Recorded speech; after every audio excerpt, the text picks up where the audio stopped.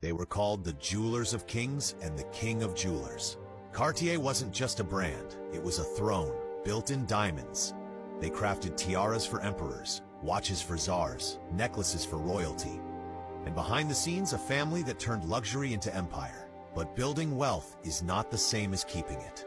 At its peak, Cartier was worth over $4 billion. And every penny of it once sat in the hands of the Cartier bloodline. Louis, Pierre, and Jacques, the original brothers, turned a Paris shop into global power. They didn't just sell jewelry, they sold status. Grace Kelly wore Cartier. So did Elizabeth Taylor, even Wallis Simpson. But as fame grew, the foundation cracked, because unlike their diamonds, legacy isn't forever. The second generation treated the company like an heirloom.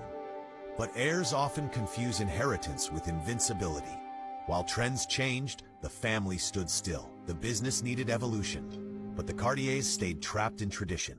Boardrooms turned cold, creativity dried, cousins disagreed, and without noticing, the family was out. Piece by piece, Cartier was sold.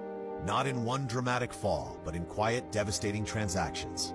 By 1972, not a single Cartier descendant had ownership. The house that ruled royalty was now ruled by strangers. What started with royal commissions ended in boardroom buyouts. The name remained, the bloodline vanished. Old money doesn't always die from scandal. Sometimes it dies from comfort, because the hardest empire to maintain is the one born from beauty. The Cartiers didn't go bankrupt. They went blind to change, and in the end, the family wore the jewels, but forgot to protect the crown.